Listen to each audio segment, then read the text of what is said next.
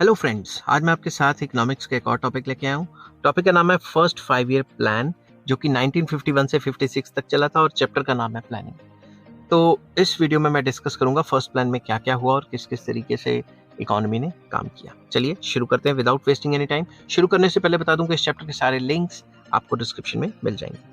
Indian economy face the problems of influx of refugees due to partition of the country, severe food shortage and sharp rise in prices at the time of the starting of first 5 year plan। जब first 5 year plan start किया तो हमारे country को बहुत ज़्यादा problems face करनी पड़ रही थी, जैसे कि रिफ्यूजीज़ की प्रॉब्लम, क्योंकि नई नई पार्टीशन हुई थी, और फूड की शॉर्टेज। और जब फूड की शॉर्टेज होती है तो प्राइसेस काफ़ी ज़्यादा बढ़ जाते हैं। It also had to take care of economic damage of economy caused by second world war and the partition of the country.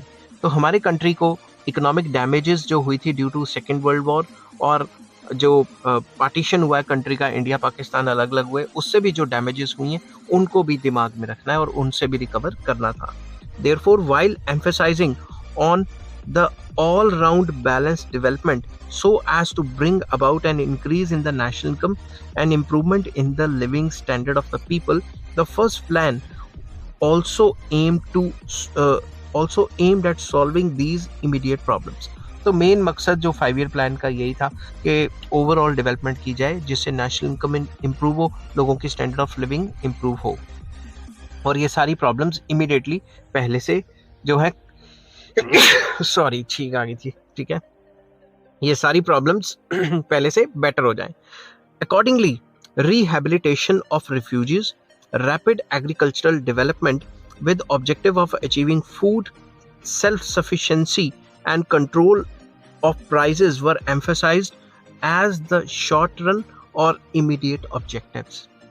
इस वजह से जो रिफ्यूजीज हैं उनकी रिहेबिलिटेशन पे फोकस किया गया, एग्रीकल्चर डेवलपमेंट पे फोकस किया गया, और फूड की सेल्फ सफिशिएंसी के बजाय इसके कि हम बाहर से खाने फूड ग्रेन्स पे डिपेंड करें, विद इन द कंट्री जो है फूड को बनाने की कोशिश करें और प्राइसेस पे कंट्रोल करें, इन चीज़ों को फोकस किया गया। Public sector outlay was directed largely towards the creation of infrastructure such as irrigation projects, power supply, transport, etc।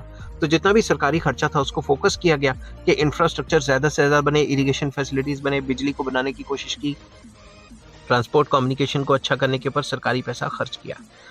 Private enterprises were entrusted with the responsibility of developing directly productive activities. तो जो private जो investors से उनको DPA, जिसको direct productive activities कहा जाता है, उनको उनके ऊपर फोकस करवाया कि भाई तुम इंडस्ट्रीज खोलो और माल बना बना के बेचो। समझ गए बात? हालांकि लाइसेंस लेना पड़ता था, इतना आसान नहीं था उस टाइम पे इंडस्ट्रीज को खोलना। The plan set a modest target of increasing national income at the rate of 2.1% per annum।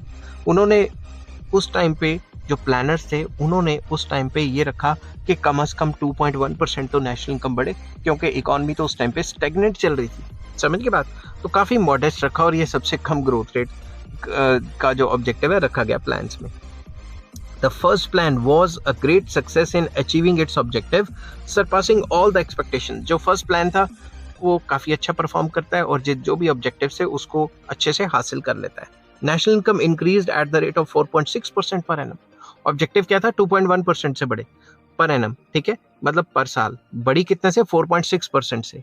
Agriculture sector showed remarkable performance partly because of the good monsoons. उस टाइम पे अच्छे मानसून्स आए और agriculture sector ने काफ़ी ज़्यादा अच्छा result show किया। Increase in agriculture production exceeded the targets. जो टारगेट्स थे वो काफ़ी अच्छे हासिल हो गए, मतलब जितना टारगेट रखा था एग्रीकल्चर के लिए उसने उससे अच्छा ही काम किया। शॉर्ट टर्म या short run objectives of resettlement of refugees, achieving food self sufficiency and controlling prices were by and large realised. जो मेन ऑब्जेक्टिव्स थे कि भाई रिफ्यूजीज को अच्छे तरीके से रीसेटल करना है, फूड की प्रॉब्लम्स को सॉल्व करना है, प्राइसेस को कंट्रोल करना है, ये ओवरऑल प्रॉब्लम्स को अच्छे तरीके से सॉल्व किया गया। आई होप ये वीडियो आपको पसंद आई होगी। अगर पसंद आती है तो please like, share and subscribe. Next topic मैं लेके आऊँगा सेकंड 5 ईयर प्लान में क्या क्या हुआ, कैसे कैसे हुआ, जिसका लिंक आपको डिस्क्रिप्शन में मिल जाएगा। Take care, bye bye.